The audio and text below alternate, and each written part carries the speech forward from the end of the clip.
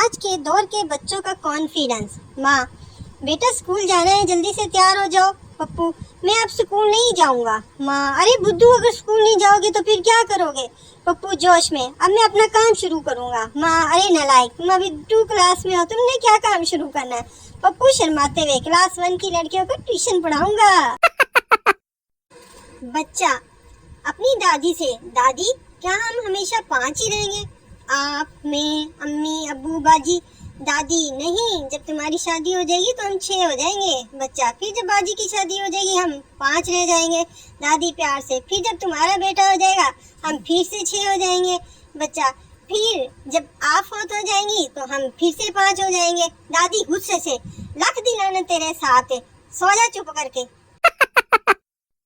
بیوی: آپ میری سالگرہ کا دن کیسے بھول گئے؟ شوہر: بھلا تمہاری سالگرہ کا دن کوئی کیسے یاد رکھے؟ تمہیں دیکھ کر ذرا بھی نہیں لگتا کہ تمہاری عمر بڑھ رہی ہے۔ بیوی آنسو پوچھتے ہوئے: سچی؟ آپ کے لیے کھیر لے کر آتی ہوں۔ کچھ مائیں رو رو کر بیٹا مانگتی ہیں اور بیٹے سوشل میڈیا پر آ کر بیٹیاں بن جاتی ہیں۔ ہوٹل والی مست ہوتی ہے، آفس والی تھوڑی کڑوی ہوتی ہے، گھر والی سویٹ ہوتی ہے، 5 اسٹار والی تھوڑی مہنگی ہوتی ہے، لیکن ایک بات ہے، چائے آخر چائے ہوتی ہے، مگر آپ کی سوچ کو 21 توپوں کی سلامی۔ عورت ہمیشہ ہی مرد سے زیادہ دلیر ہوتی ہے۔ ثبوت: شادی کے وقت ایک عورت کو لینے کے لیے مرد 200 سے 300 بندوں کو لے کر جاتا ہے، وہاں ایک دن بھی رک نہیں پاتا، جبکہ دوسری طرف سے وہ اکیلی شیرنی ہی سسرال آ کر ساری زندگی کے لیے دھرنا ڈال دیتی ہے۔ ٹیچر: لوفر اور آفر میں کیا فرق ہے؟ پپو: اگر لڑکا آئی لو یو بولے تو لوفر، اور اگر لڑکی آئی لو یو بولے تو آفر۔